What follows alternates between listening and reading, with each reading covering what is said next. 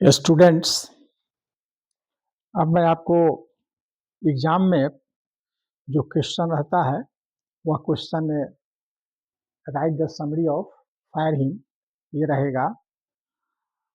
तो मैं उसका आंसर आपको दे रहा हूँ, बता रहा हूँ।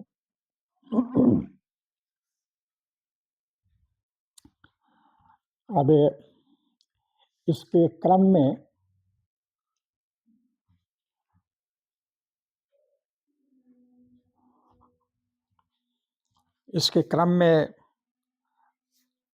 मैं आपको एक बात बोलता हूँ, मैं बोलूँगा कि भाई कवि के बारे में, वह प्रोज हो, पोइट्री हो, स्टोरी राइटर हो, कोई भी हो, लेकिन उसका जो राइटर है, जो पोएट है, जो टेलर है, उसके बारे में आप 1 लाइन, 2 लाइन, 4 लाइन जो जानते हैं उसको आप लिख दीजिए। तो उस क्रम में मैंने आपको ये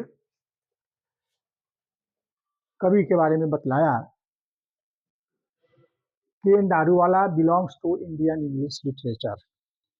ये इंडियन इंग्लिश लिटरेचर के से इनका संबंध है। Who is awarded by many poetry awards.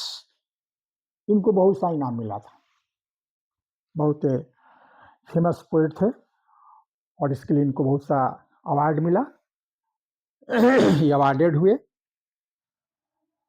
और ये मुख्य रूप से पारसी रिलीजन से संबंध है इनका, पारसी रिलीजन। और इनके पोइट्री का जो थीम होता है वह रहता है love, death, violence and the plight of human society. Plight माने दुर्दशा, दशा। ह्यूमन सोसाइटी जो मानवीय समाज है उसका दुर्दशा, उसकी दशा का वर्णन इनकी कविता में रहता है। तो एक ये कवि के बारे में हो गया। अब दूसरा संज्ञा बदलेंगे। तो दूसरे संज्ञा में मैंने ये जो चूंकि कविता है ये 2 भाग में है, तो पहले पार्ट का मैंने यहाँ पर दिया कि प्रेजेंट जो पोएम है इसमें 2 पार्ट है। फर्स्ट पार्ट क्या है? The poet was a child and wandering at the burning heart with his father. अपने पिताजी के साथ जो है वो टहल रहे थे और ये इट वाज डॉन, ये सवेरे का समय था। और कहाँ टहल रहे थे? तो ये लोग टहल रहे थे बर्निंग हार्ट, जहाँ पर लाश को जलाया जाता है। Burning heart with his father. At the ghat they found the plight of a dead body. उन्होंने देखा, एक डेड बॉडी की दशा को देखा, जिसमें क्या था? Whose limbs were half cooked. उसका शरीर का जो अंग है वो आधा जला हुआ था। इससे कवि को जैसे बड़ा शौक हुआ। Half cooked limbs were the sign of debauchery of fire.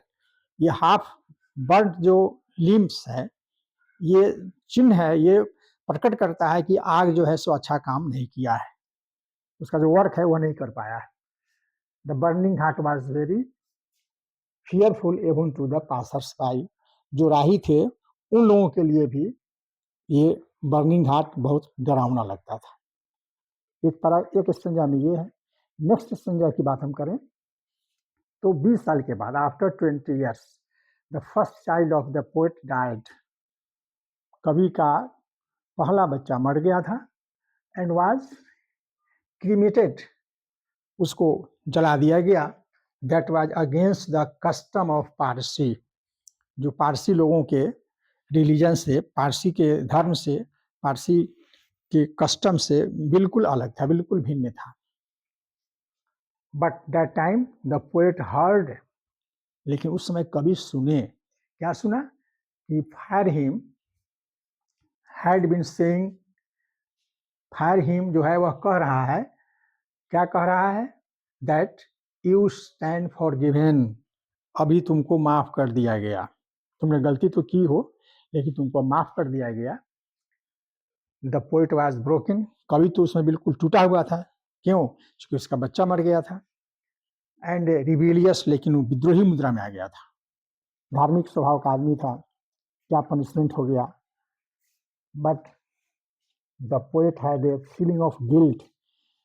लेकिन कवि को ये गिल्ट होने का, दोषी होने का जो है उनको आभास लग रहा था कि मैंने गलत काम किया है, क्योंकि हमारा नियम तो ये नहीं है। हमारा नियम तो ये है कि भाई उसको मिट्टी में दफना देना चाहिए, जबकि मैंने क्या कर दिया, उसको जला दिया। तो ये हो गया सेकंड स्टेंजा। तो फ्रेंड्स, ये मैंने इसको बहुत छोटा करके दिया है ताकि आपको ज़्यादा मेहनत नहीं पड़े, परीक्षा नज़दीक है, इसलिए आप उसको ध्यान से देखें। और ये हर हालत में, हर हाल पे ये रहेगा ही। समरी लिखना रहता है, ये ग्रुप बी में रहेगा। तो ग्रुप ए में तो ऑब्जेक्टिव क्वेश्चन आता है, ग्रुप बी में ये रहेगा।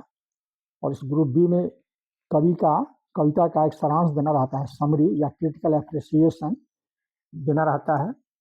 तो कोई 3-4 रहता है, उसमें से एक देना रहता है, तो ये एक ये जरूर रहेगा, तो आप उसको लिख देंगे। और अब मैं इसी चैप्टर का जो एक्सप्लेनेशन है उसको मैं डील करने जा रहा हूँ। ये नेक्स्ट वीडियो में मैं उसको डालूंगा। तब तक के लिए आप नेक्स्ट वीडियो का इंतजार करें और इसको ज़रा सा ध्यान से देखें, पढ़ें। ये अति important, most VVI, very very important question है फॉर एग्जामिनेशन 26 के लिए। तब तक के लिए जय हिंद, जय भारत।